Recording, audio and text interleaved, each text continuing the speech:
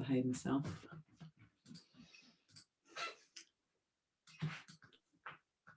Good morning, everybody. Right, here I am. What was that? Okay, I'm going to behave myself. I'm hearing myself back at myself. What's that about? Good morning, everybody. Right, here I am. I'm not sure. I'm just looking on my... I think it might be YouTube playing through Zoom, is it? Oh, well, stop now. That's good. It was alarming, to say the least. Hello.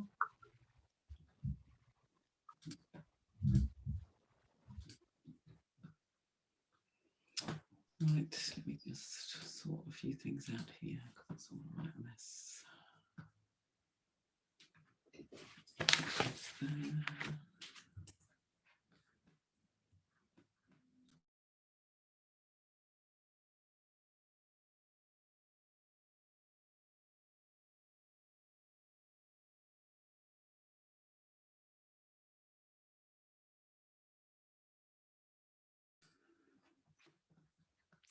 So I'll be waiting. Let's use this last chance just to have a little look at each other, take one another in. These compassionate warriors that we've shared these days with. Amazing. In all these different countries, all these different places, all these different circumstances. And yet, deep down, we're all kin, we're all sisters.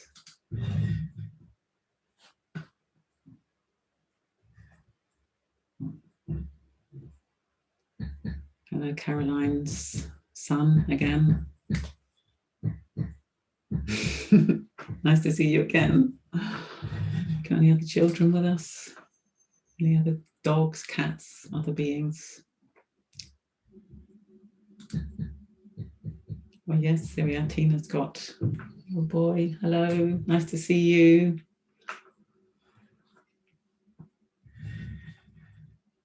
Jules is looking under a bed for something. Might be a child, might be a dog, might be a cat, might be none of the above.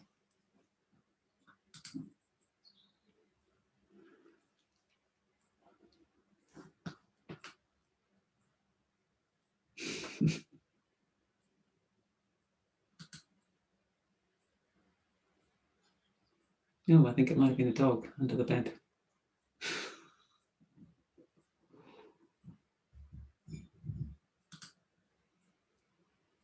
This has been a retreat with very few dogs compared to some retreats where there's many, many dogs on every screen virtually. But I know that some of you have got dogs lurking in your houses.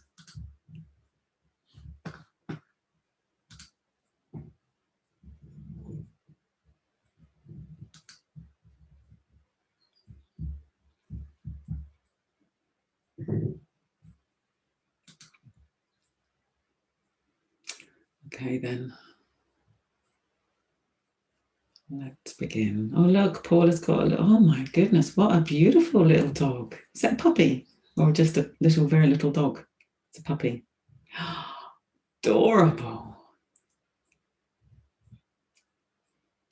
Oh, don't know if everyone saw Paula's little puppy, absolutely stunning.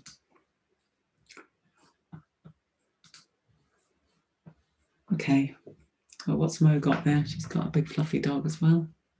Oh, a sort of poodly, labradoodly thing, maybe. Bichon frise. Ah, beautiful.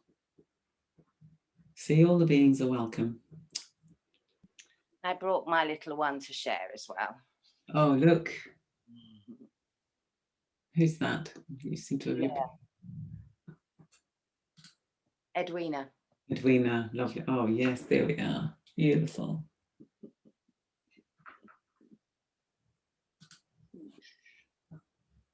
It's interesting, isn't it, how we can sort of preference humans.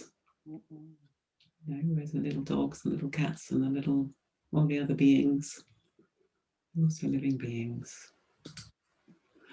Okay, so what we're going to do today is I'm just going to do a little bit of a summary, just to recap what we've done. And then we'll go through the questions and answers. Thank you very much, those of you who've sent things in. There's not all that many, so I think it should be fairly straightforward. Then we'll see how we're doing for time, but probably by then I would imagine that will be the first hour. Then we'll have a break. Then we'll come back and have our concluding session, which shall remain a mystery and a surprise at the moment for you. It will arrive when it arrives. But yeah, it'd be great if you could all stay for the morning and we finish the retreat as a Sangha. That's always nice. Okay, so I'm just going to show a few slides.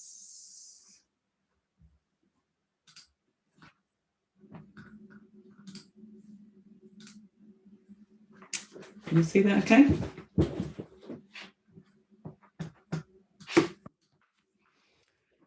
So as you know, over this retreat, we've come at awakening through these two doorways of Satipatana, mindfulness, and Lojong, mind training in the Mahayana tradition.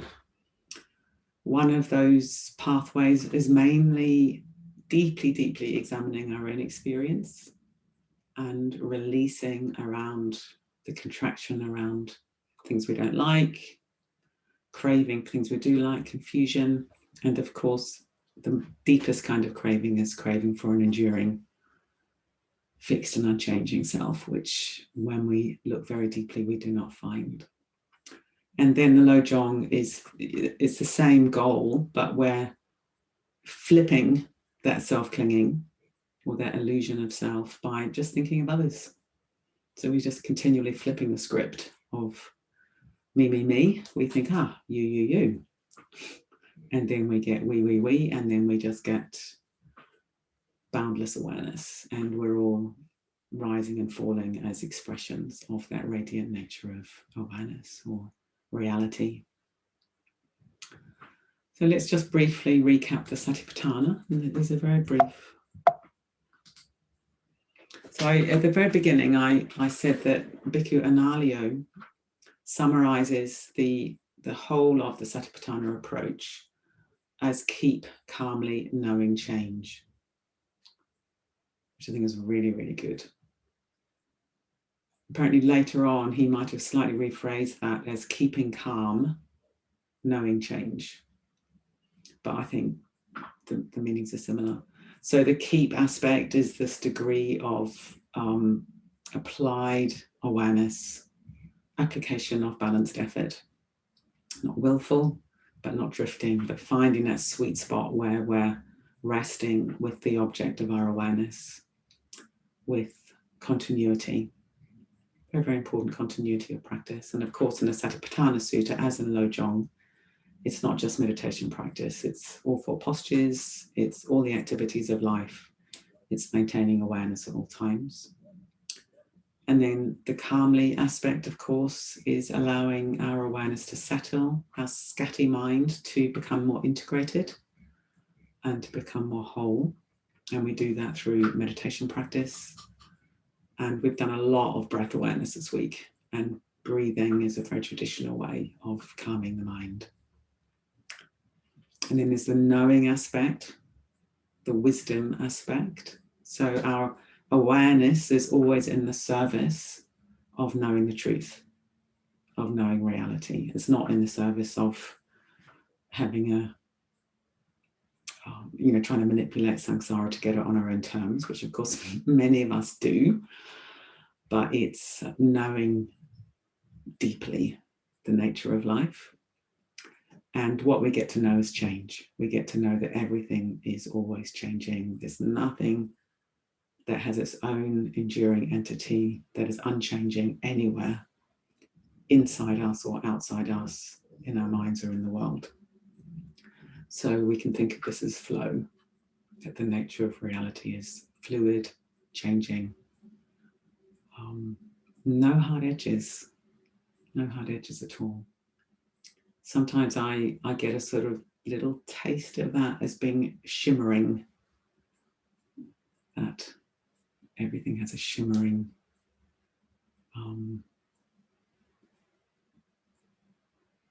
something. Everything is shimmering. This is where words are very inadequate. But we all know the three lakshanas of impermanence. Unsatisfactoriness when we don't realize deeply that everything's changing.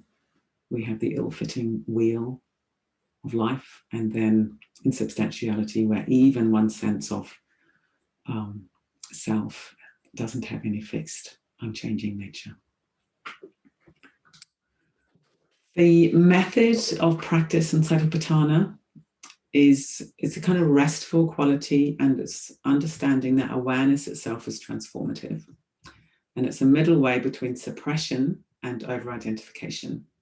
So it's a middle way between pushing against experience or getting completely caught up with experience. Nalio actually calls it suppression and indulgence. And sometimes I don't use indulgence because that can be it can sound a bit pejorative and judgmental. But from a kind of wisdom point of view, it's a good word because we do indulge ourselves. We indulge our fantasies, we indulge our irritations, we indulge our petty dramas. So I think indulgence is actually a good word, but it can be misunderstood as being, I'm bad because I'm indulging my mind.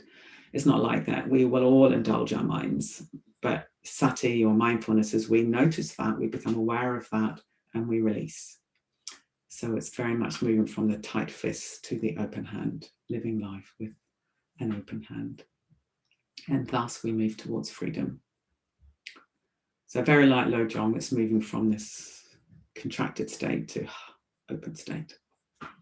But it's a very interesting thing to reflect on, is awareness transformative? And I think it is. I think if you become aware, as soon as you sort of wake up to being lost in a contracted state, there is some kind of release that happens because we've woken up from being completely caught up with whatever that state was.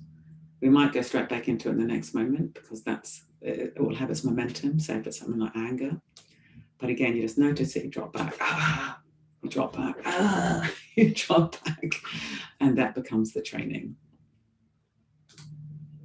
And we did this over the retreat, looking at body, breath, physical postures, activities. We did it looking at Vedana, remember the exercise of naming out loud, pleasant, unpleasant, neutral, learning that we've always got this great cascade of Vedana. And if we're not mindful of it, then we just automatically tip into a version of the unpleasant Vedana and grasping after pleasant Vedana and being bewildered by all the things that we don't really recognize in ourselves. We just get confused and a bit lost, deluded, or ignorant. We're ignoring, so we're ignorant. And I was saying that Vedana, awareness of Vedana, is an absolute key doorway, and Bhante talks about the gap. The gap as being the gateway to freedom in the spiritual life, the gap between feeling and craving, or feeling and aversion. And I made it very clear that feeling, in terms of, if Vedana is translated as feeling, it means that initial hedonic tone, that initial feeling tone. It doesn't mean I feel angry, that's chitta, but I feel the arising of something that I would call unpleasant. That's the Vedana, and we've always got the choice to release around Vedana. That's the practice. The absolute heart of Satipatana practice is releasing around Vedana. And then what happens is we move into these more open, expansive states of chitta.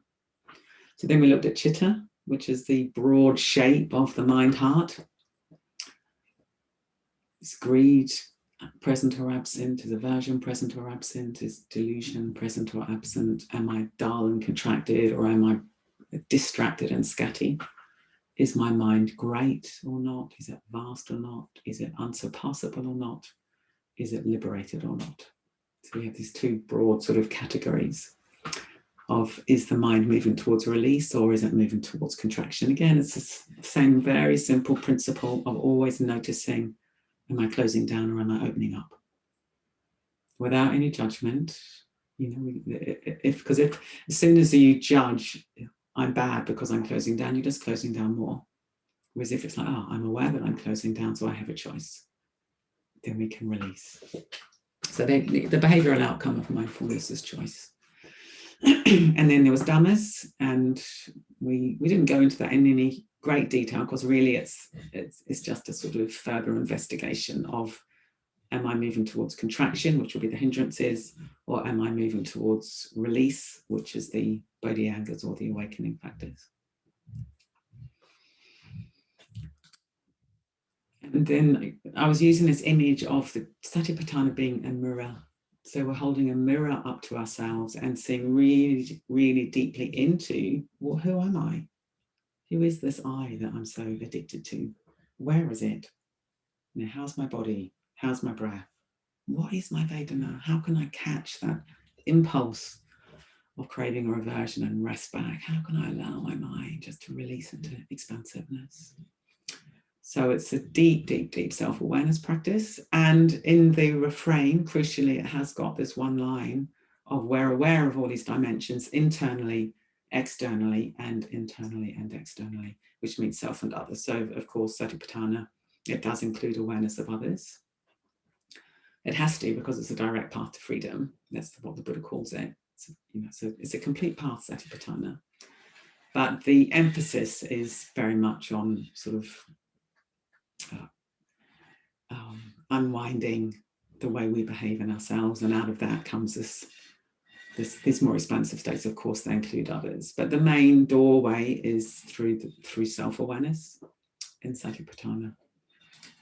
And then we had the mirror becomes the window, and this is where it all opens out, and you look out. It's like, wow, 7 billion human beings just like me. I've done all this work and sort of unraveling the mystery of what it means to be alive, in terms of deep, deep, deep examination of myself and my behavior and my tendencies. And then the fruit of that is profound empathy. The more we know ourselves, by implication, the more we know humanity. So we look out and it's like, wow, I know me, so I know you. You too are subject to all the same tendencies. You too you too dislike suffering, and you too will have this longing for release and freedom. So we moved on to the Lojong, which very much comes through the doorway of decreasing all this attachment to self through actively thinking of others, really actively thinking of others, to flip the script. Yeah, very, very important. Alan Wallace has written a really good book on Lojong called Buddhism with Attitude. And he says there are 2 criteria on which to judge the efficacy of this path. 1, that reification of self is decreasing.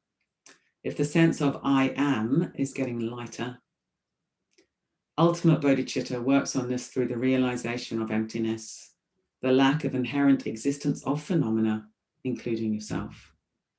Yes, we've done a lot of that, this sense of the nature of reality is like the clear blue sky. It's boundless, it's luminous, it's radiant, it's shimmering perhaps. And in Triratna system, that's the Dharma Niyama processes. And then secondly, that your self-centeredness or self-importance is diminishing. Self-centeredness is the sense that your own personal well-being is your #1 priority. And most of us, if we're honest, that would be our basic orientation. The attitude that proclaims me and mine first. Relative bodhicitta works on this with exchange of self and other, exchange of self-centeredness, self-importance for awareness of other. And the practice for that is, of course, Tonglen, that we've done a lot of this week. I'll put these slides up on the Padlet as well, so if you're rushing to take notes, you can look at it all later. And he says that enlightenment in a nutshell is decreasing self-grasping and decreasing self-centeredness and self-importance. And the first 2 points of the 7-point mind training cover the heart of Buddhist theory and practice. And this is the realization of emptiness, and then the expression of compassion through Tonglen. That's the second point. The first points are preliminaries, And then the second point is the practices that we've been doing this week. And then all the rest of the slogans are practices for day-to-day living. And he says, why would we need anything more than the profound teachings on absolute morality bodhicitta? And then he says, well, we need to have guidance on how to apply it to day-to-day living. And this is very important. We haven't gone into that in huge depth this week. Obviously, I've gone into some of the slogans. Some of them are quite contextual to Indian, Tibetan life. But the principle is that we take the practice into our day-to-day life. And we had that wonderful session where everyone posted their own slogans. That was so moving.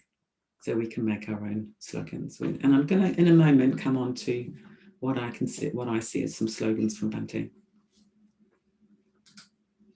So how does this fit with the True Rightness system of practice? I think this is obviously very important, because sometimes what can happen, I remember when I was a lot less experienced, I go on a retreat like this and I get quite muddled and think, well, how does this fit with all the practices I've been taught so far?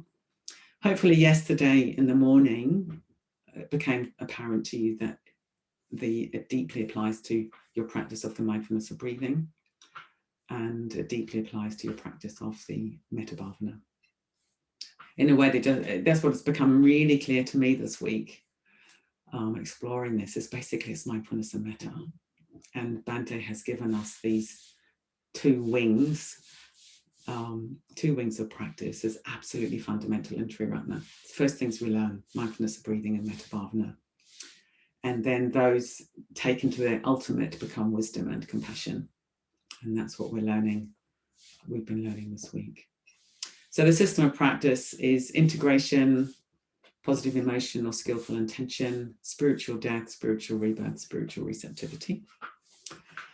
And sometimes I think of these as wholeness, kindness, letting go, letting in, and letting be. And this is very, very holistic, wonderful sort of map of human unfolding. And I think we can see there's two ways we can look at this. One, we can see the mindfulness piece as being integration and wholeness. And we can see the Tonglen metta piece as being cultivating more positive emotion, kindness. But I think we can also see the whole path within each of the practices that we've done. So Satipatana includes wholeness, it includes kindness, it includes letting go of clinging, it includes letting in a completely different way of perceiving things, and it includes just letting be, resting in experience and allowing this kind of love and wisdom in the universe to pour through you without you getting in the way by interfering. So we can see the whole system within Satipatana, and we can see the whole system within Lojong. So it's clearly got a wholeness aspect. We need to know ourselves, know others. Definitely got positive emotion. We're letting go of this reification of self. We're letting in, having a chintamani in the heart, having a completely different perspective. And again, we're letting be. How can we just rest in that without interfering and allow, well, I was looking at talk by Ratnagiri, and he calls it the kindness gene. Allow the kindness gene just to be there. We all have a kindness gene. Human beings are naturally social creatures, and goodwill is part of our nature, even though we've got lots of very afflicted emotions. Goodwill is part of our nature. And there's a book out at the moment, I've not actually read it myself, which is called Humankind, which is going into the fact that we are basically kind. I think, as I say, I haven't read it, but that's the nub of it, I think. So I think these practices we've done this week, they really map onto the system of practice beautifully, of course, as one would expect. Okay, so Bhante's slogans, this is really wonderful. So he did a seminar in 1976, 1977 on the Precious Garland by Nagarjuna. So, many, many years ago. And within that, there was 5 stages. I think it was the 5 chief paths or the 5 margas. I'm not completely sure about that. But this was before he developed a system of meditation. Okay, so the system of meditation kind of came out of this material from Nagarjuna. And he says, if you want to know what your spiritual practice is, each day there are 5 things you have to practice as best you can. Keep up your effort to be mindful and aware. Remain in as positive a mental state as you can. Stay in touch all the time with what is most deeply important to you. Try to apply that deepest understanding to your practice at every level, and do your best to help people. I mean, that's fantastic, isn't it? Keep up your effort to be mindful and aware. Remain in as positive a mental state as you can. Stay in touch all the time with what is most deeply important to you.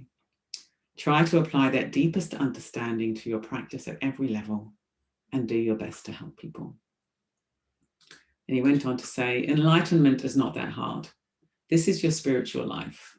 You can forget about where exactly you are on the path. You have to intensify your efforts in these 5 directions, then you simply can't go wrong. So that's so encouraging, isn't it? So encouraging. So maybe what we'll do is get the Taraloka team to send you all a copy of these 5 aspects of practice. And you can see that they, see if I can go backwards on this thing.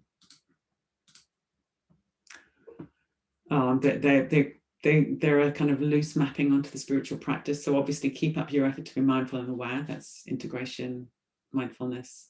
Remain in as positive a mental state as you can. That's emotional positivity. Stay in touch all the time with what is most deeply important to you. That's that kind of letting go of clinging and looking up, looking out, spiritual death. Try to apply that deepest understanding to your practice at every level. That's where you bring that completely different perspective into your life, spiritual rebirth, and then do your best to help people. That's interesting because in the 5 chief paths, the 5th stage is spontaneous, compassionate activity. And Bhante, when he developed the system of meditation a couple of years later, and within meditation practice, he called that just sitting. And then that's been, the system of meditation has become the system of practice, where it's now called spiritual receptivity. But I think it's like spontaneous compassionate activity is completely selfless and effortless. You know, it's not like me doing anything, it's just something pouring through us. So I think it does relate to receptivity. So it's just quite interesting that the evolution of our practice in Sri Ratna. But yeah, we'll send out, I've got these slogans, if you like, on a sheet, and I'll get Taraloka to send that out to you.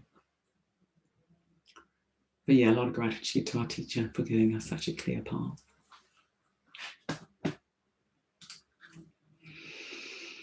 Okay, good. So let's leave that there. Let's have a moment to have a stretch, and then we'll come back and we'll look at the questions and answers. So it's not a proper break at this point, just a micro break, a stretch.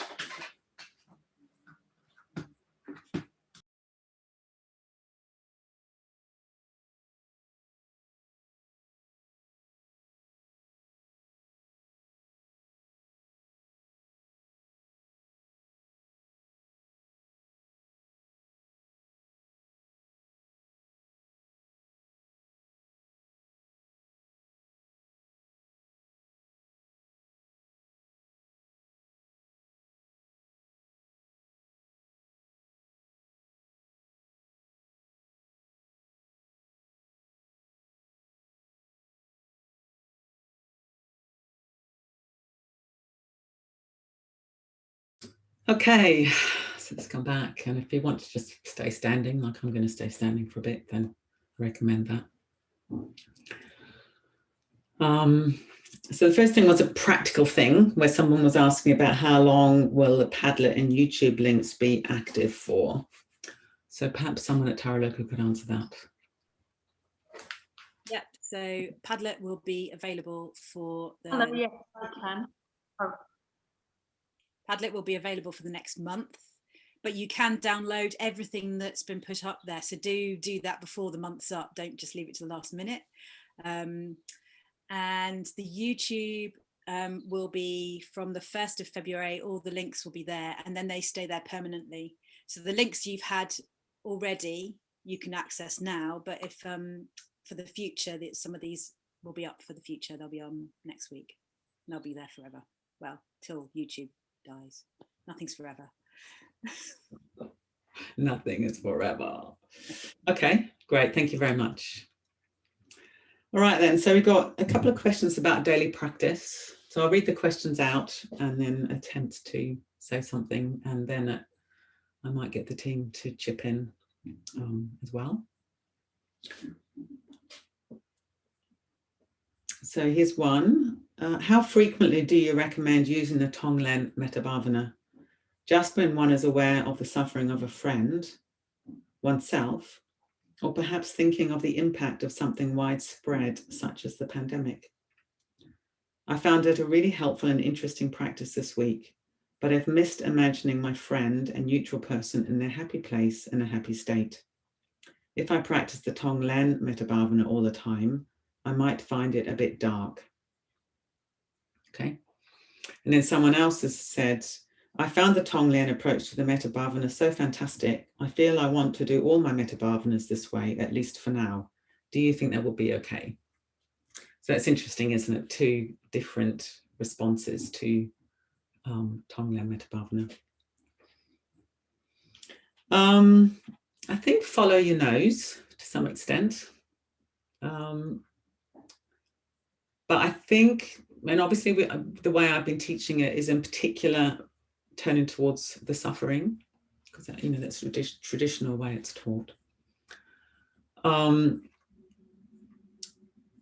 But I think we can apply that, the breathing in and breathing out approach to all the Brahma Viharas. So say you've got a friend who's having really, really good fortune, and you notice you've got a bit of envy.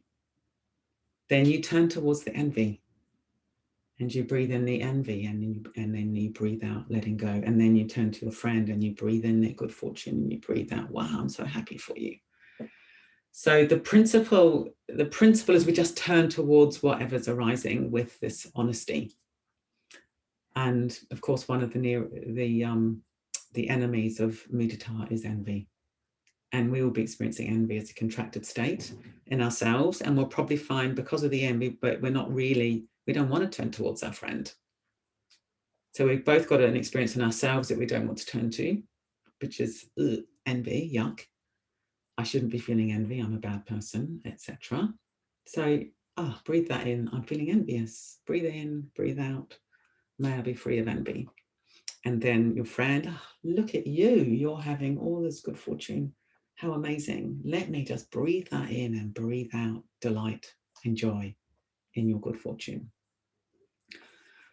So the idea is you just, whatever's getting in the way, you turn towards it and soften, and then you open out.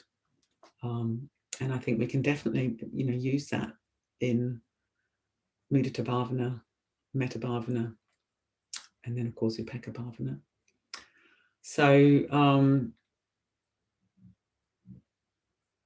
and again, in Triratna, we are given this wonderful array of practices, which does include all the Brahma Viharas, which are, of course, also amazing practices.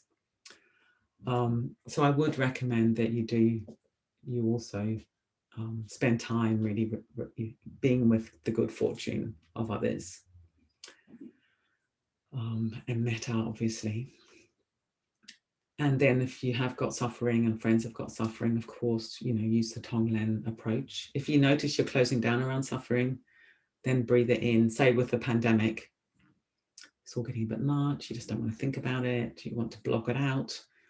That will be a closing down. So then, okay, let's bring that into my practice. All these beings that are suffering, how can I meet that with an open heart?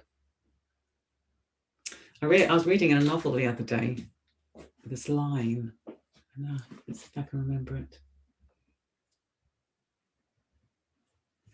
You've got to face things, sweetheart. That's the first rule of life. You got to face things, sweetheart. That's the first rule of life. And I thought, oh yeah, that's it. That's Tonglen. Don't turn away. Never turn away. You know, you got to face things. And that doesn't mean that. It means, oh, there it is. I never work out the camera on Zoom, how to get my hand in the camera. Yeah, as soon as you notice you're doing that, always just turn towards, turn towards, turn towards. So Vidyamala got her hand up. I just wanted to add to that bit to say, if you're turning towards the suffering and breathing out goodwill, it's really important to visualize that as effective. So then you are seeing your friend in a happy place and it turns into mudita somewhere. It's sort of like, it's not a, you know, you may or may not be starting with facing a lot of suffering, but it becomes a mudita practice as well as a karuna practice as you kind of visualize the effects.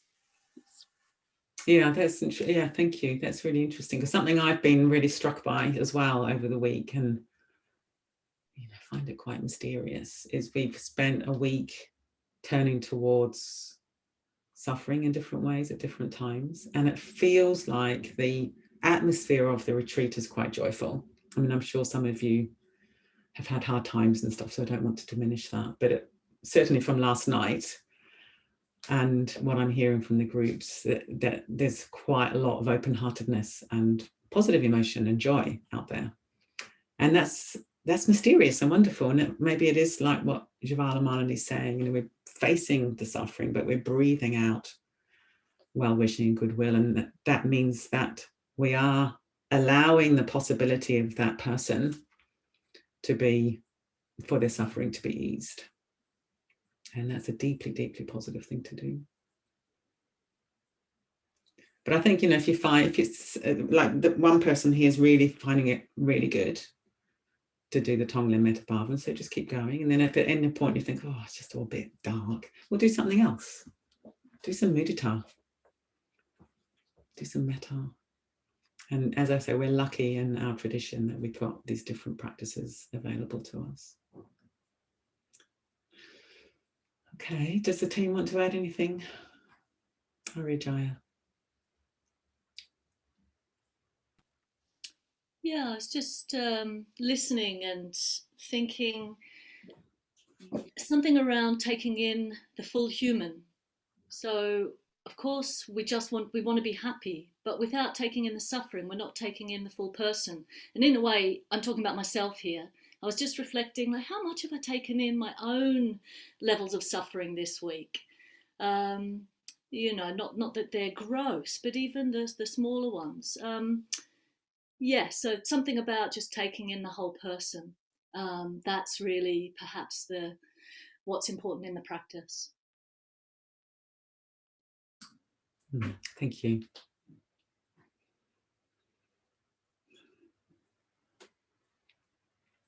Okay, so the next questions are kind of related, and I think probably some of you will. They're the kind of common questions that come up with these sorts of practices, and it's the turning towards and getting a bit stuck. So I'll read them all out. There's 1, 2, 3, 4 questions in this category. 5 questions. When breathing in the suffering of beings, I frequently experience in my heart center a wave of deep sadness that frequently brings tears to my eyes. It's not a hard, brittle sadness, more like a silky, soft sadness. No edges, yet deep and full. It's mainly not overwhelming, more like a truth. Suffering is deeply saddening. I do hold it, turn towards it, and breathe out love, but at times can get stuck and feel there's not enough of me for all this sadness.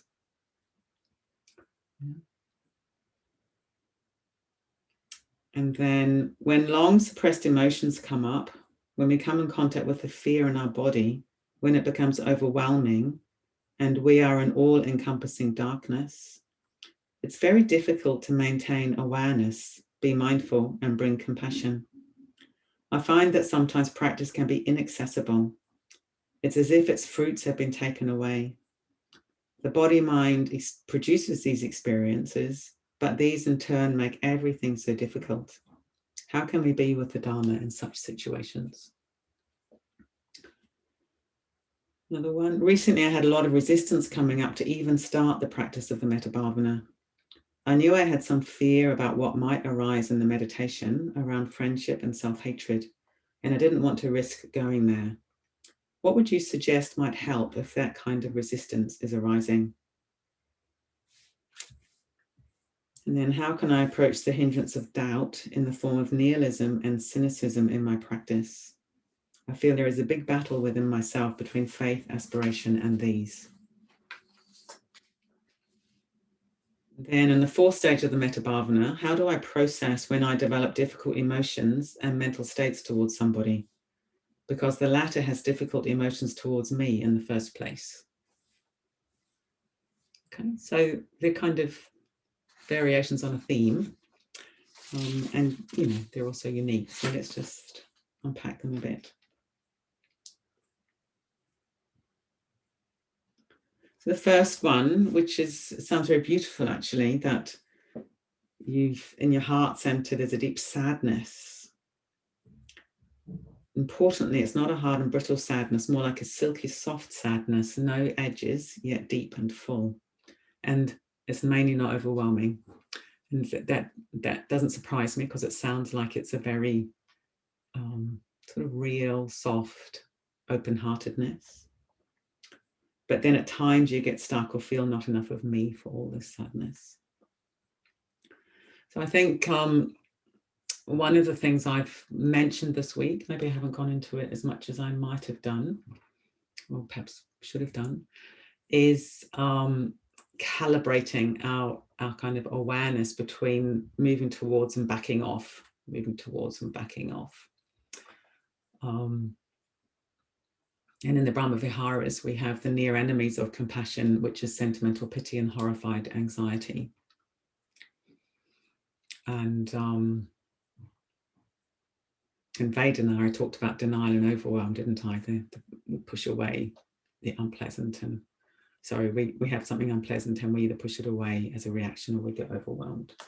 And I think anxiety can be a form of, which way around do I think it is?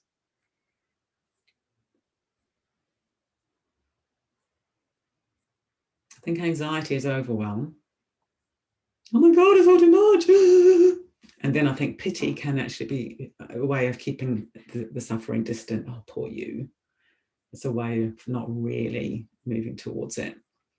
And all the time you're looking for that middle way between avoiding and overwhelm, avoiding and overwhelm. So I think at any point where it all feels a bit much, you just broaden awareness, rest back in the whole body, rest back in the weight of the body on the earth, allow the earth to hold you. The earth is more than able to contain all of us and all the sorrow of the world. So trust the earth.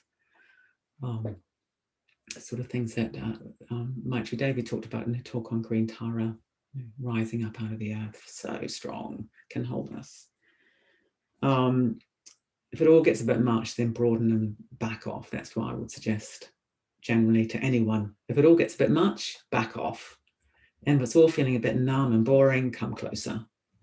And always looking for the sweet spot where you're not overwhelmed and you're not backing off, but it's like, oh yes, you've got what you've just said. A heart that's soft, a soft, silky sadness, no edges, yet deep and full. That will be the sweet spot. And then it's like, oh, I can't, it's all a bit much. I just back off. Now I'm just bored and drifty, come closer. And that becomes so engaging, so interesting, because it's a dynamic practice. You know, meditation is very, well, life is dynamic, life is always flowing and changing, and our meditation practice can deeply, deeply listen to that. So we're deeply, deeply listening to the kind of fluid and changing nature. And it's like, yes, rest here. I feel that sorrow and I'm not overwhelmed.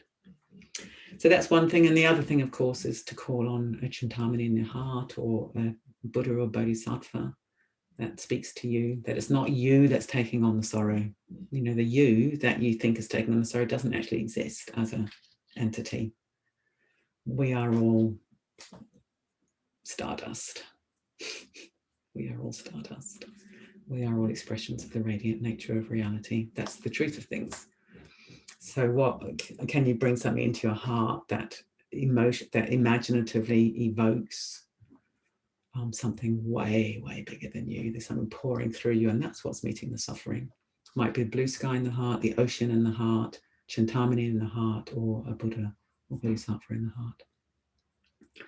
So there's two kind of answers there. One is calling on a resource that's imagined and felt, a resource from the beyond, and the other is just back off, just drop back into the body and breathing. And then the next one, I mean, I think it's probably the similar answer to all of these.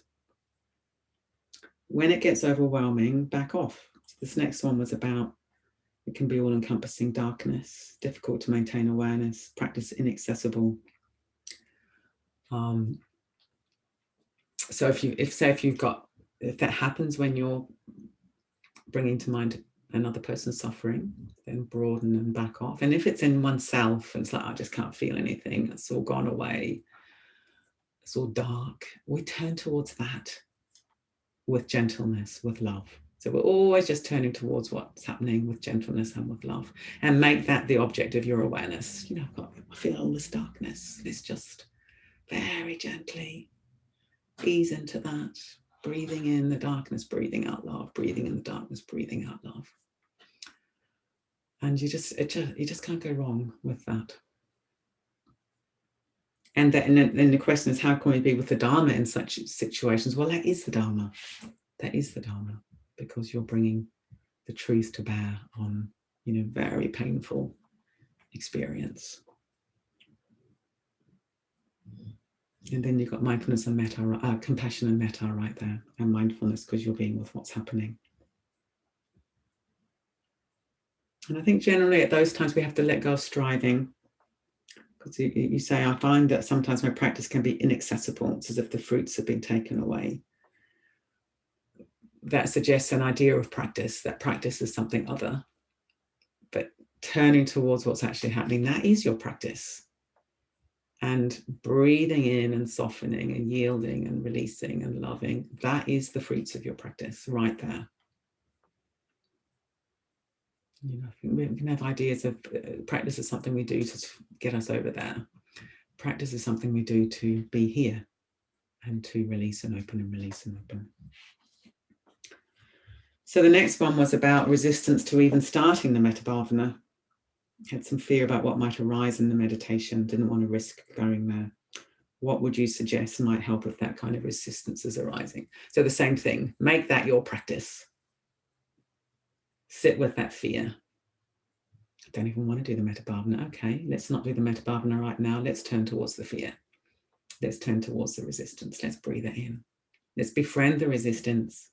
Let's befriend the fact that I'm frightened of some issues around friendship and self-hatred. Let's breathe that in. And let's breathe out kindness, soothing, release, yielding. Make that your practice, which is a form of self-metta, of course. And then when you feel ready, you could maybe edge a little bit into inviting in the people that you're frightened might trigger more resistance. A resistance is such a fascinating practice. So rather than saying resistance is something that gets in the way of our practice, make the resistance your practice. Because you could say that is the human condition. We're just resisting reality all the time. Reality's here right now, but we're all sort of gunged up around it.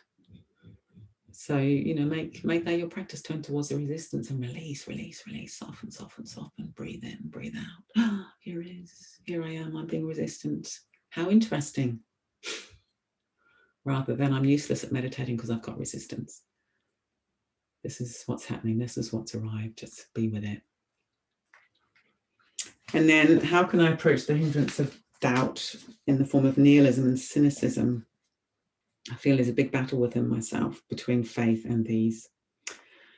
That's really tricky. So thank you for that question. But doubt is one of the most difficult things to work with, I think, because what's the point in practice? You know, don't even believe in any of this stuff. So I'm resistant. So what? Who cares? Who cares about love? Don't even believe in love. Really, it's such a kind of heartbreaking doubt, that heartbreaking blockage. So turn towards that. You know, what does this feel like? Name it, first of all. That's your mindfulness practice. Cynicism and doubt. Nihilism. This is nihilism. This is cynicism. Hurrah, I'm succeeding in my mindfulness practice. I know what's happening. That will shift it, because that is your practice. You're not just shutting it all out. It's like, oh, wow, this is cynicism. This is nihilism. It's horrible. Oh, yuck. Where do I feel that in my body? Oh, it's closing down around my heart. Okay, let's go there. What does that really feel like? It's contracted. It's a bit spiky. Okay, let's breathe into that. Breathing in. Let's just soften a tiny bit on the out breath. Can we do that? Yes. Oh, okay. Something's happening. Oh, this is what the Buddha taught. Moving from contraction to release. Oh, maybe I don't doubt so much anymore. Actually, this is the practice. And sympathy towards oneself. Like, oh God, I'm stuck in doubt and cynicism and nihilism. That's horrible. Poor me. Okay, let's just turn towards it. So make that your practice. Basically, whatever obstacles are arising, turn towards it and make that your practice. And that is the Lojong teaching of bringing adversity onto the path. I think one of the biggest difficulties we have is we think practice should look a certain way. We're only practicing when we're all happy and blissy, and all the rest of the time we're failing. No, turn towards everything, and that is your practice. And then the fourth stage of the Metabhavana, how do I process when I develop difficult emotions and mental states towards someone, because the latter has difficult emotions towards me in the first place? Same thing, I think. Sound like a cracked record here. You notice, oh, really, I'm pissed off with this person. You know, they're so mad at me. They're so horrible to me. And now I'm really mad at them. But actually it's their fault because they were horrible first. Okay, what's going on here? Let's just turn towards it. What am I really feeling? I'm feeling hurt, feeling upset, feeling betrayed, feeling blamed. Okay, let's turn towards that. Let's make that the fourth stage. Let's turn towards these afflicting emotions in myself, and then turn to the other person and think, actually, you know, you're just a human being like me. You weren't put on this planet to drive me mad. You know, you're just doing your best. Yeah, I don't like the way you're behaving, and I wish I didn't have to have anything to do with you, but here we are, you've arrived. Let me make you my spiritual friend. That's the Tonglen, that's the Lojong thing. You know, your enemy is your friend because you're showing me all this stuff in myself.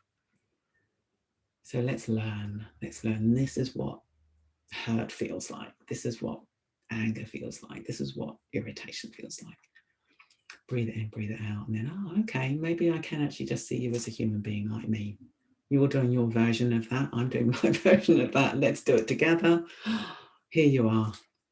Let me just give you a tiny bit of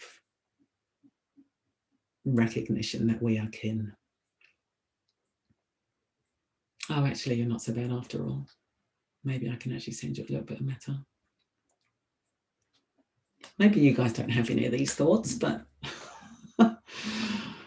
that's the kind of dance that most of us do, I think. Never give up on yourself, never give up on your mind, and never give up on other beings.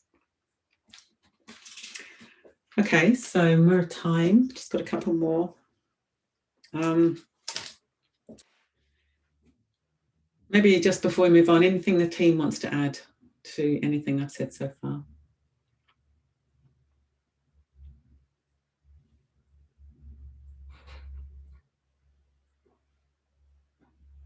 Okay, so let's move on. So sometimes this is a different topic on effort. Sometimes there is an emphasis on awareness as a transformative factor, and sometimes an emphasis on sending metta to others or to the contracted parts of ourselves. What is the relationship between just being aware and creating metta? Okay, so I'm very inclined not to answer that one. I think that's such a great one to just sit with, because it is mysterious. I think that effort and non-effort is a false dichotomy. Often we talk about effort and non-effort as if they're two different things. We talk about sort of receptive practices and bhavana practices as if they're different. But I'm just going to give you all a question. Is effort and non-effort a false dichotomy? In your practice, what's actually happening? Because, you know, it takes effort to even sit on a cushion. So I think that the sort of receptivity and activity is such a fascinating dance. But I'm inclined not to kind of try and answer that, because I'd like all of you to sit with the mystery of that. When you're just being aware, is that actually just being receptive, or is that got a little bit of something else? And when you're creating metta, are you really doing that? Or are you open to something that's already there? So anyone else from the team want to have a go? Or should we just throw that back to the audience? Something to live into. I think that's the kind of question you can live into.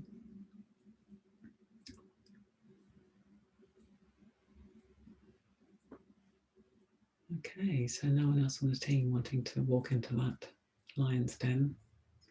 Oh, Edwina wants to walk into that lion's den. Okay, good. Tiger's cave. You're muted at the moment. Yeah, thank you. The questions have been great and the answers have been amazing. So thank you very much. I suppose the thing I instantly responded to that is that is terrible. But the thing about giving and receiving metta is the letting go of I give metta, for me, has been the most key thing in my moving forward. It is not mine to own. It is a resource like love, like any intentional positive state. It's not ours, it's just there. And what we do, what I see myself as, is a conduit. I'm a hollow tube, and the cleaner I can get, the more I can receive it. So that's it for me. Thanks. Yeah, great, thank you very much. Good, thank you. So yeah, it's a really wonderful, these are wonderful. So this one is a wonderful thing just to sit with. So I really encourage you all to do that. Okay, and just a couple more. So fear of body awareness. My question is, why do we feel fear when we work with our bodies in the absence of any significant factors such as abuse? I suppose the first thing is, do we feel fear when I work with our bodies? I think probably a lot of us do, don't we? We have a kind of resistance to coming inside the body in one way or another. We won't always be fear, of course. There can be great joy in the body.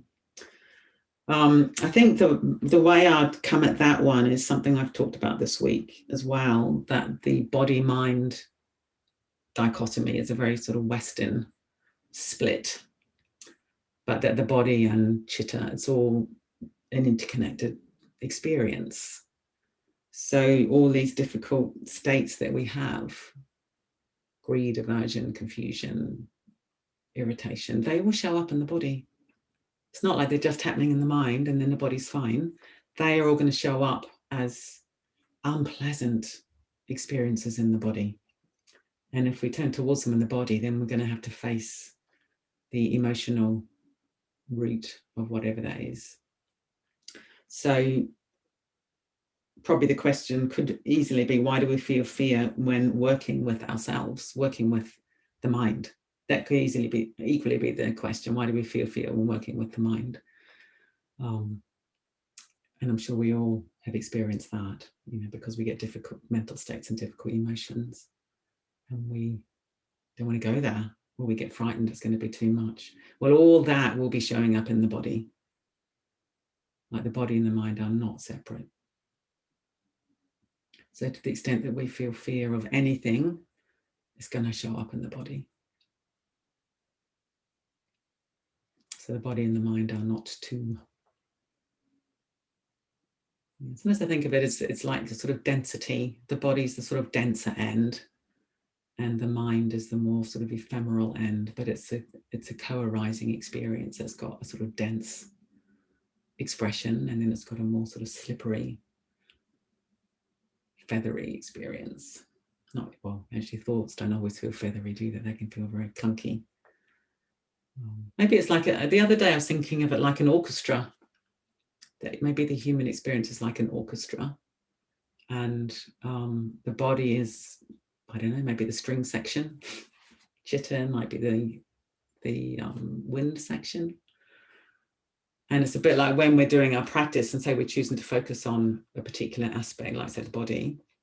When you listen to music, you can hear all of it, and then you can definitely choose, I'm just going to focus my awareness on the string section. And you do that, don't you? You just hear the string section more loudly than the rest because you're choosing to refine your awareness in that way. And I think body and mind is very like that.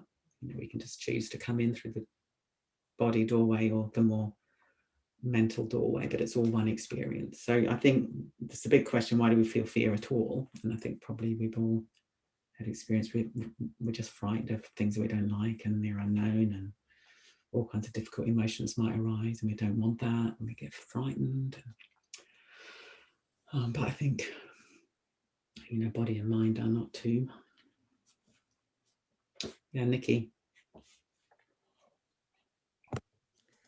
I don't know if this is going to make sense, but one of the things that I've noticed this week is my mind can feel fearful, and when I sort of went into my body to try and locate where that fear was in my body, it took I couldn't locate it. It was like there was a dichotomy, I suppose. And when I continued to explore, the fear was, it felt really strong in my mind, but quite sort of an absence of it in my body.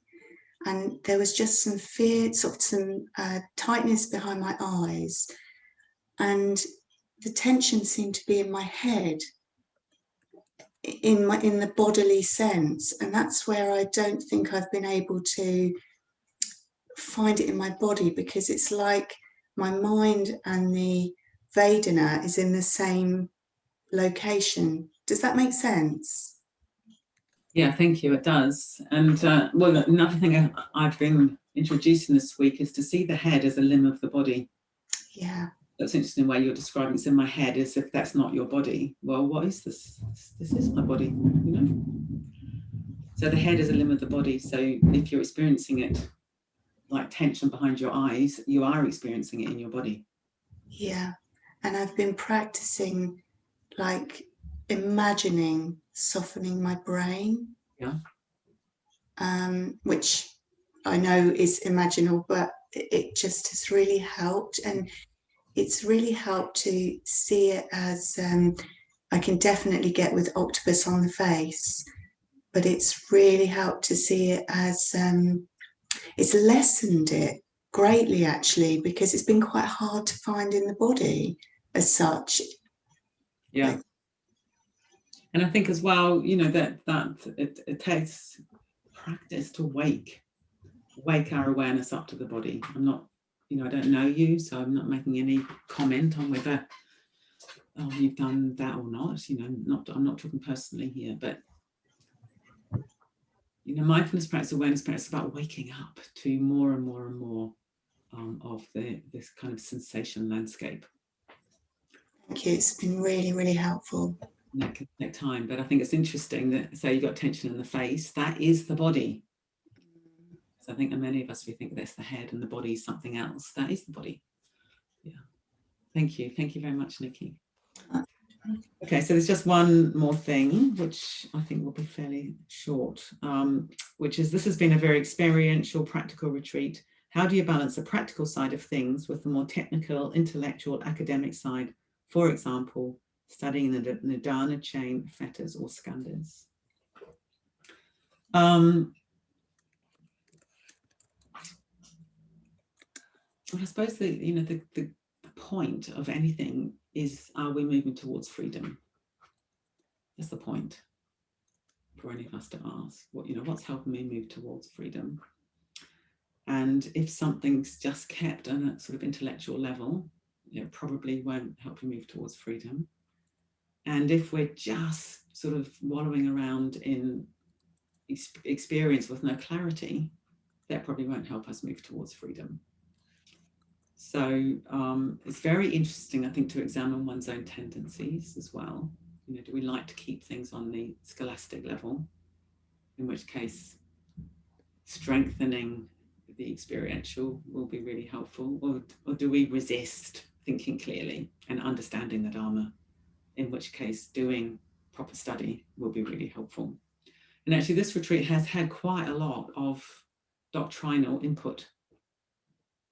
It's not been just experiential, this retreat. It's been quite a rich sort of study retreat in a way.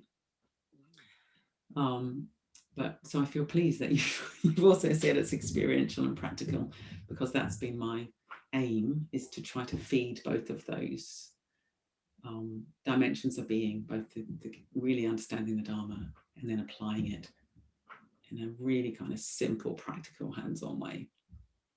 So, I think we need both.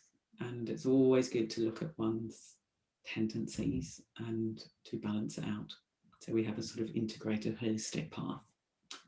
That will be my response to that. Anyone on the team want to add anything at all? Because we've got to the end of the questions now.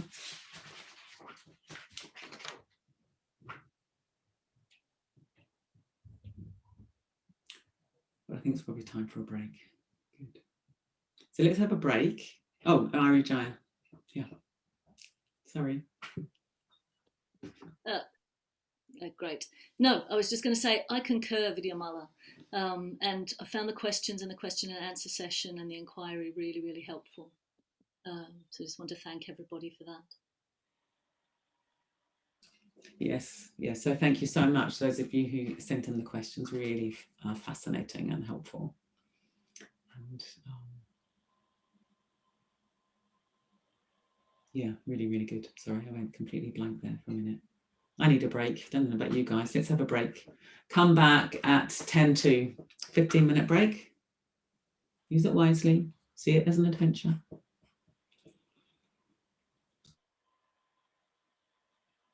Lovely seeing Jamie there with a little baby.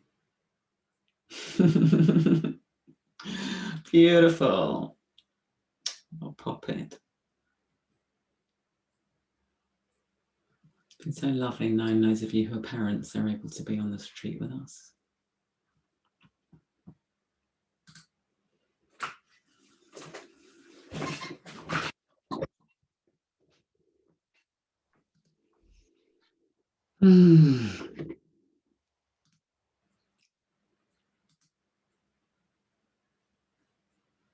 Okay.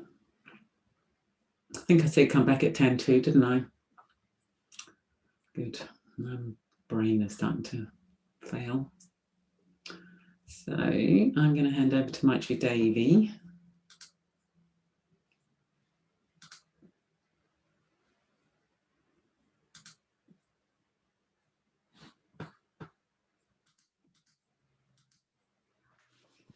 She's back. Okay, I'm here.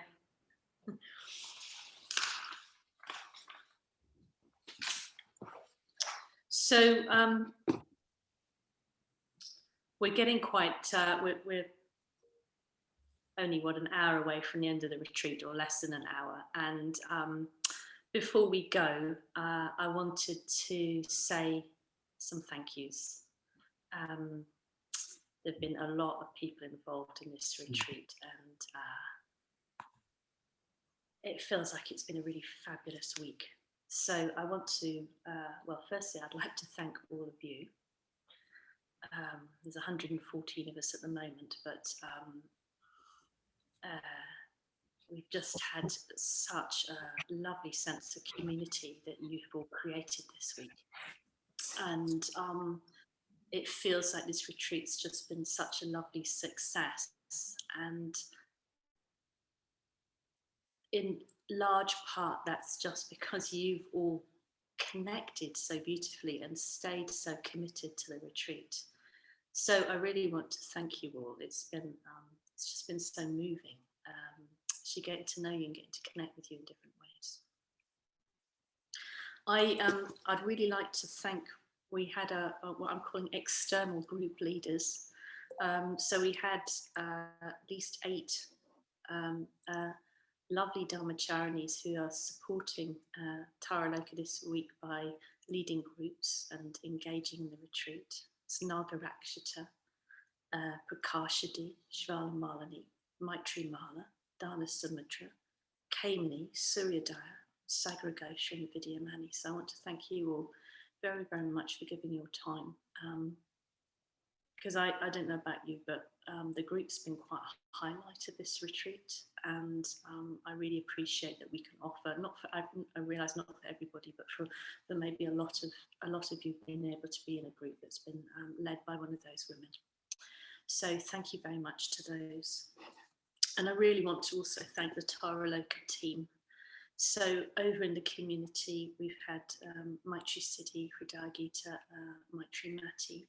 Well, not just over in the community, they've been doing evening rituals, they've been leading groups, they've been following the retreat, and they've been doing tech. And then along with them has been Annabeth and Natalia also doing tech. And I just feel so proud of them, actually. I'm going to get a bit teary now. They've just done such a fantastic job. They just work to such a high standard, and they're so conscientious and friendly and responsive and kind.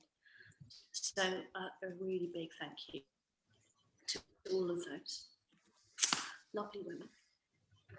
And I really want to thank the team, this retreat team. So we've had Vimokshini, who I haven't really met before this week, which feels like quite a shame now. I've really enjoyed getting to meet her. She's very steady and clear and tender, and just this sort of warm, kind, unassuming nature. I found her holding of the morning meditations very beautiful poetry, and she's very encouraging. I think her talk introducing Amitabha, and also her honesty, talking about her difficulties with her sister. It's just a lot of integrity there, and a lot of depth to her. So I really want to thank Vimokshini for all you've given to this retreat. I want to thank Arya Jaya, who, as she pointed out, we've known each other for 20 years. And infectious is the word that comes to mind, but not in a bad way. Infectious energy and enthusiasm and humour. She's a tremendously inspired and inspiring woman. And I think probably you gathered from her talk on the Chintami, she's got this extraordinary connection with the archetypal realm, which I just thought was fantastic to listen to. And she's a great friend to many women, particularly in her role as the International Audit Convener, and including me. So she's very wholehearted. So just really thanking her for. She's quite tired, and she still took part in this retreat. I think she's been nourished by it. But yeah, thank you very, very much, Arya. And then finally, thank Vidyamala.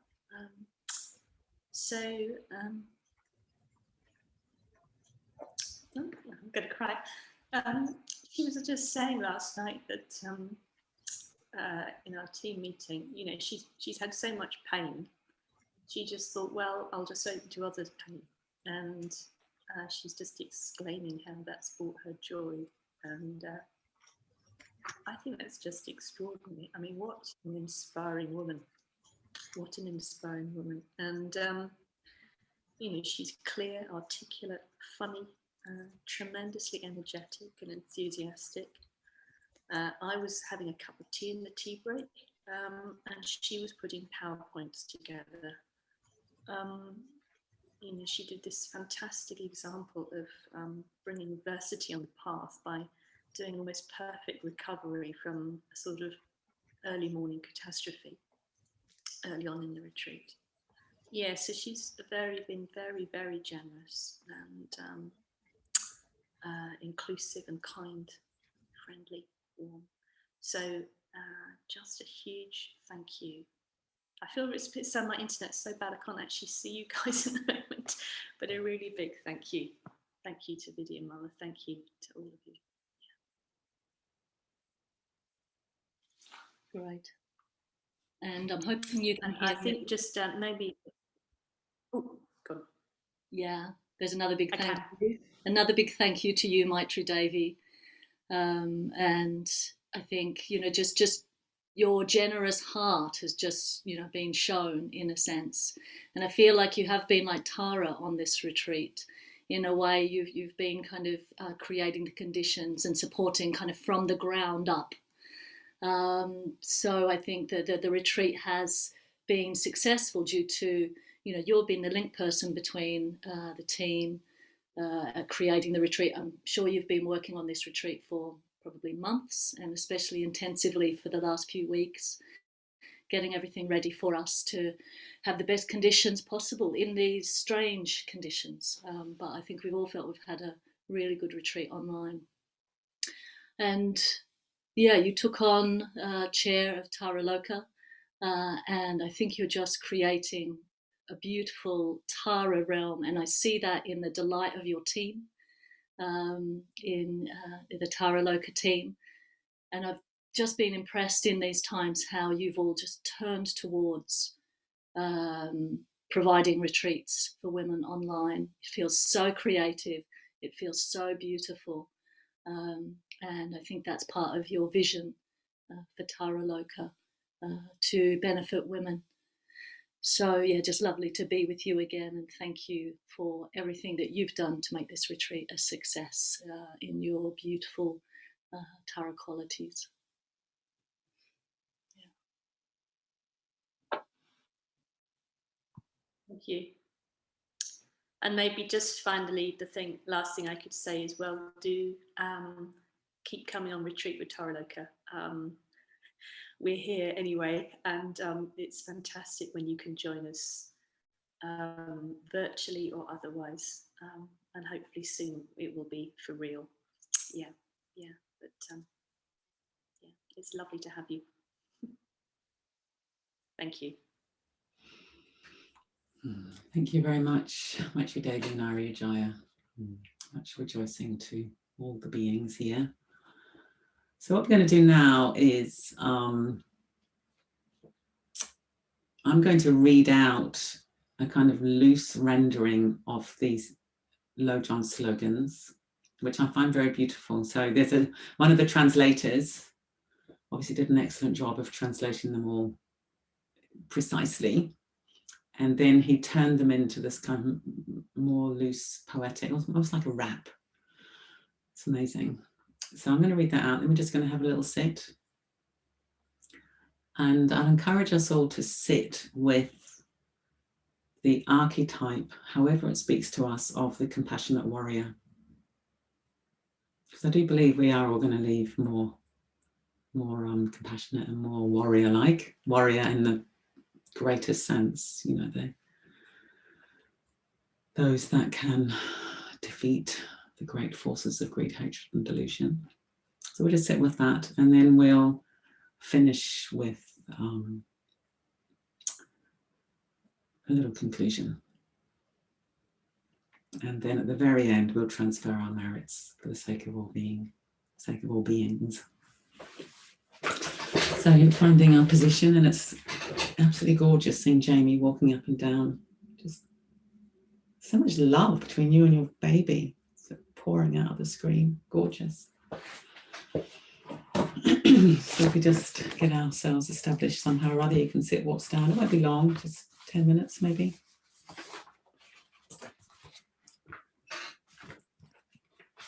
So this translator, he translated one of the books by Alan Wallace. He's written 2 books on mind training.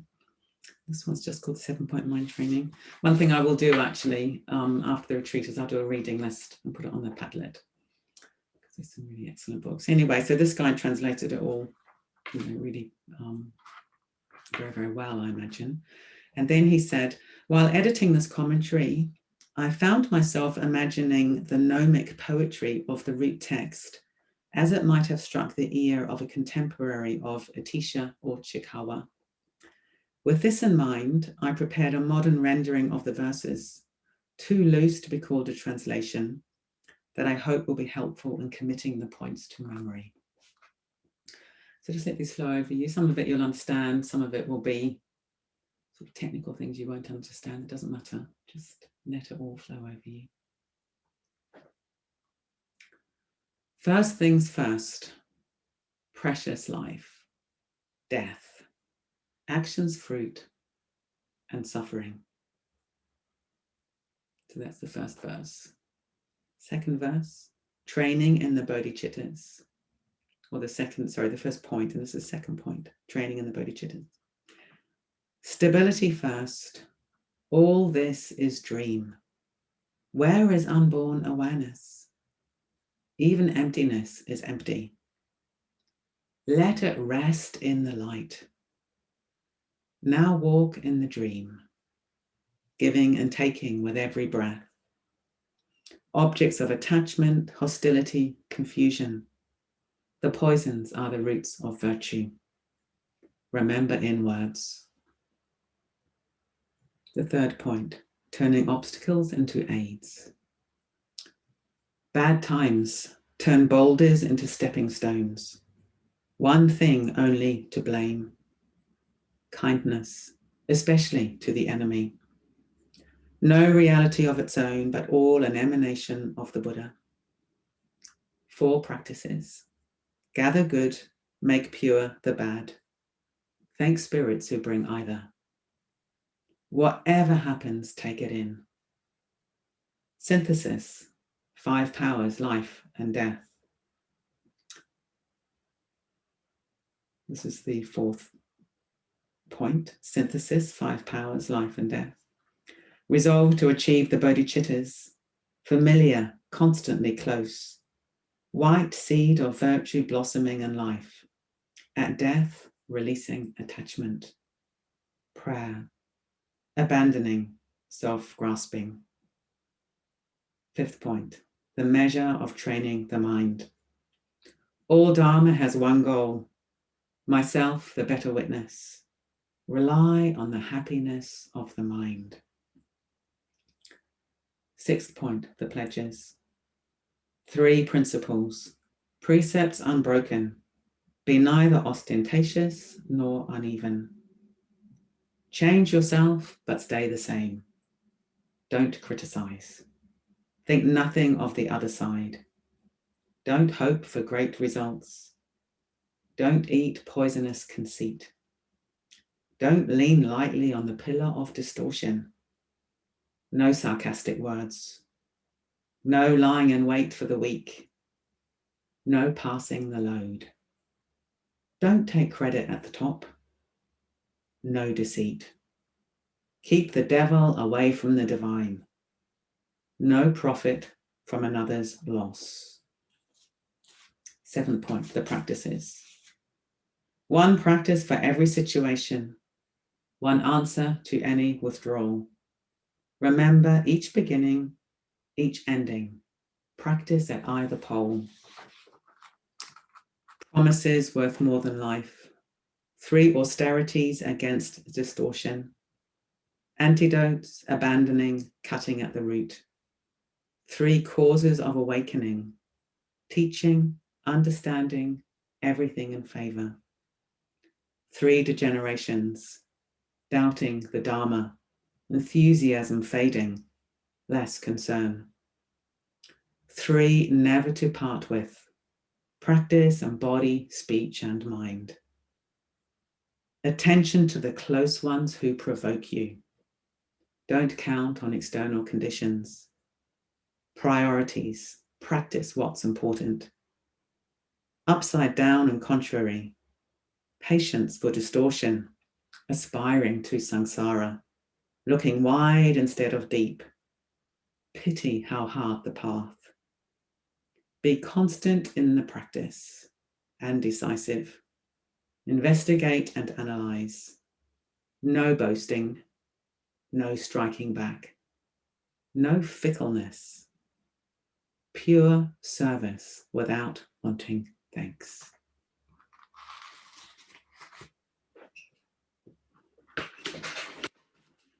Let's just sit, letting all those words seep into our heart. Such immense wisdom from the glorious Satisha.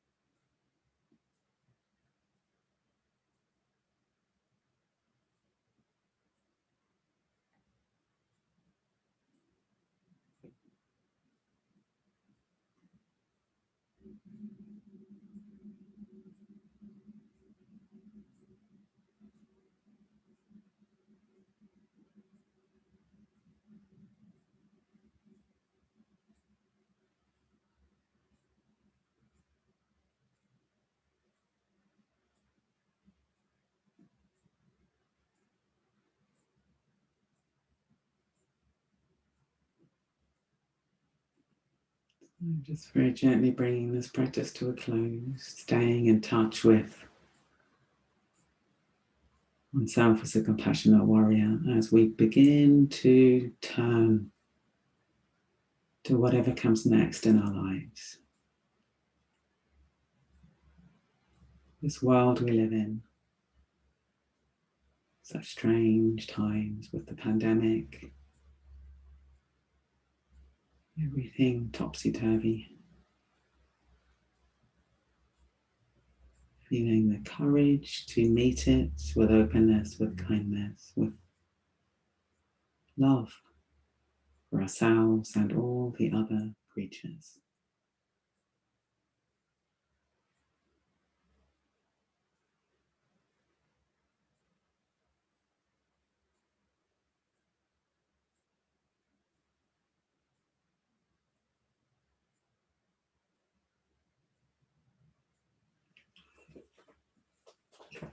I'm afraid the bell's in the other room, so I can't ring a bell, but just open our eyes and stretch, do whatever we want to do to conclude the little sit.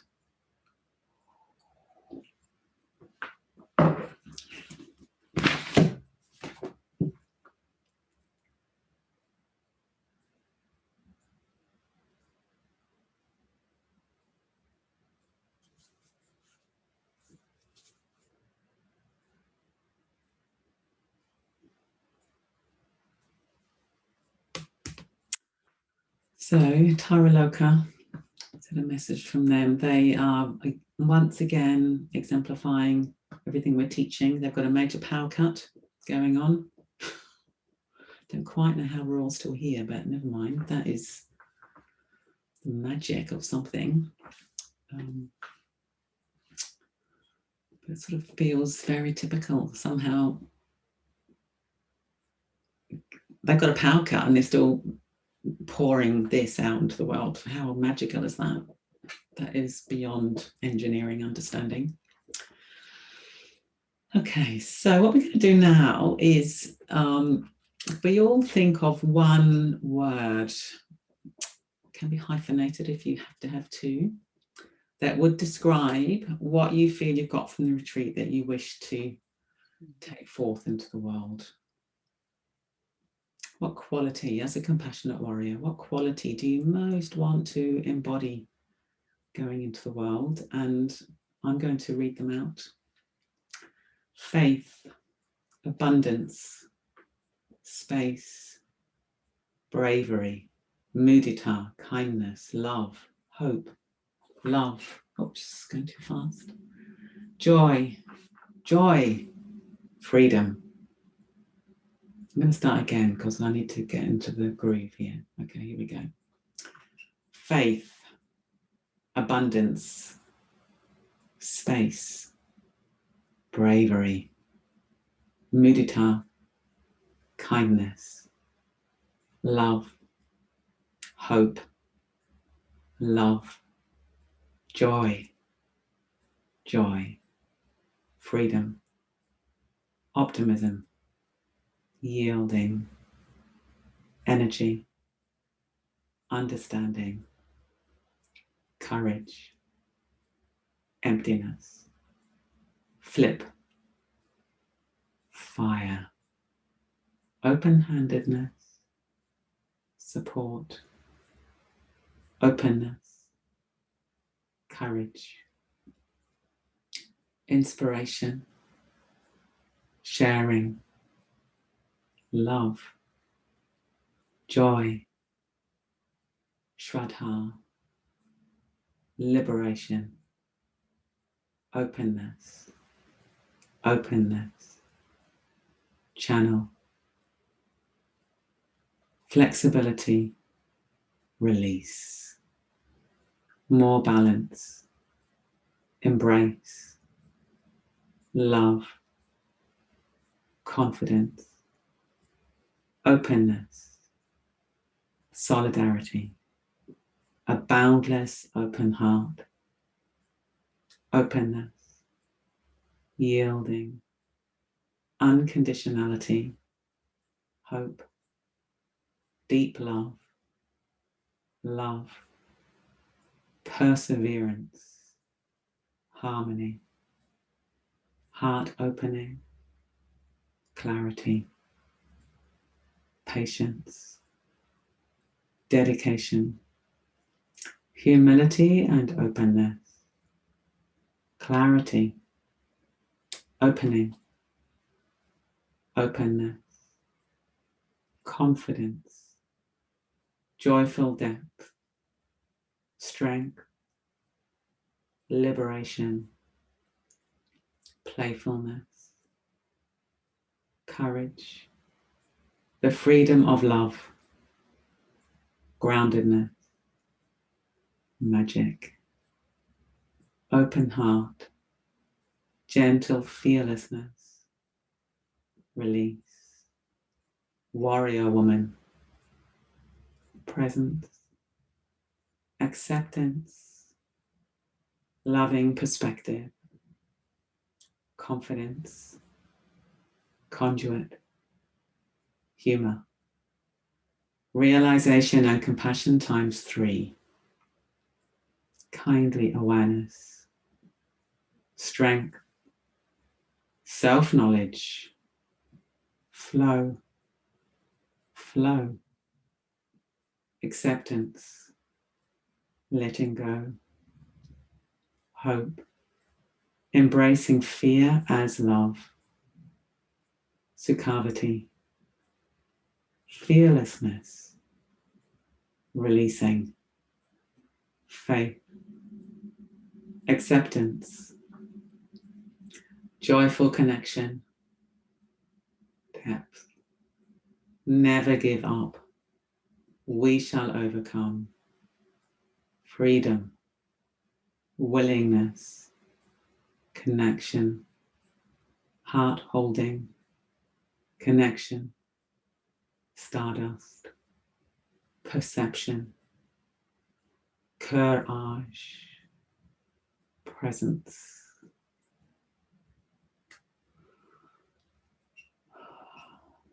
Wow.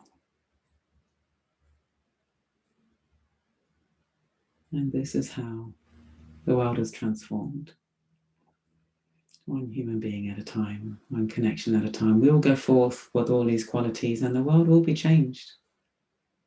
We will meet people, they'll be changed because we're open and kind and fearless. And then they'll be changed by that. And then they'll meet someone and they'll be changed. It's like ripples in a pool. So all those ripples going out to all people that we're going to encounter in known and mysterious ways.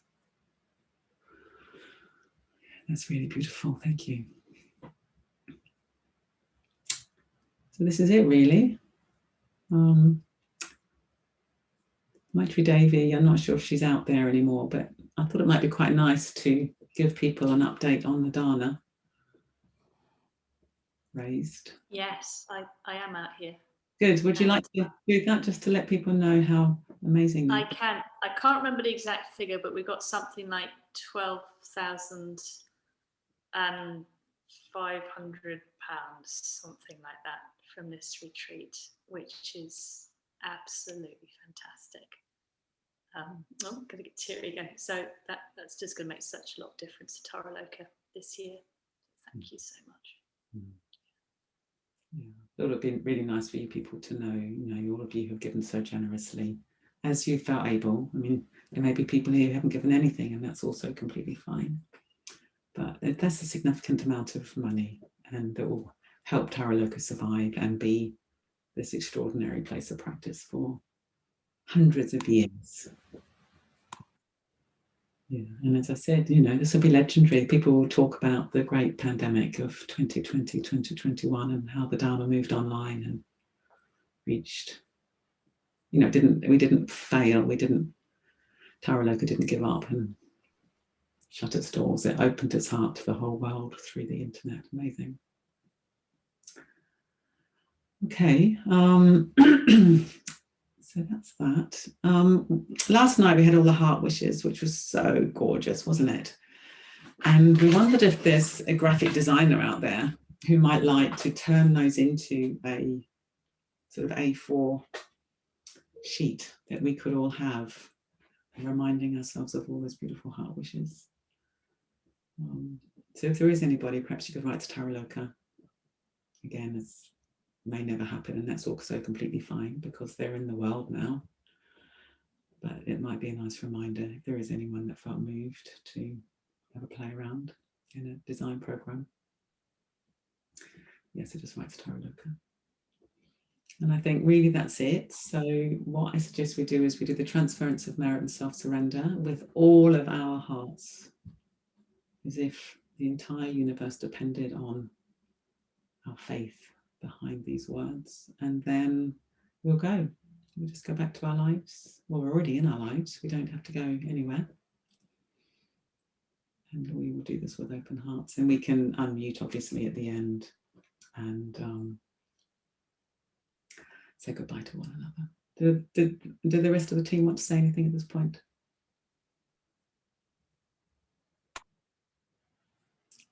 No, might you, Davey, muted yourself at that point. Okay, so let's do this transference of merit as if our lives depended on it and the lives of beings depended on it. Let me get the words just in case I make a mistake, which would be unfortunate at this point.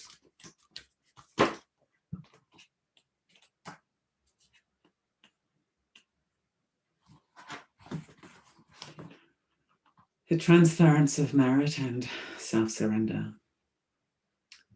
May the merit gained in my acting loss go to the alleviation of the suffering of all beings. My personality throughout my existences, my possessions, and my merit in all three ways.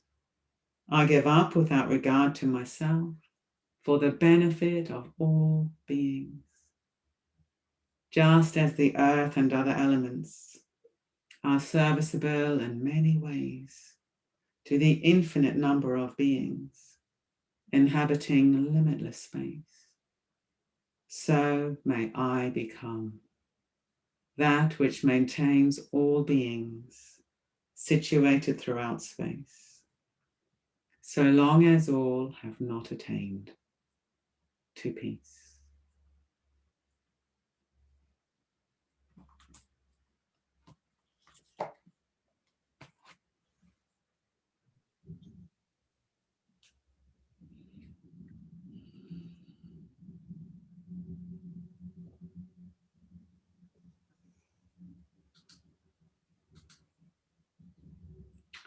Okay, go well, farewell.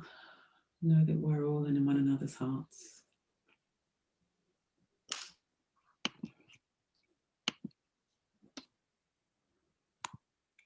Goodbye, Vidyamala. Thank you so much.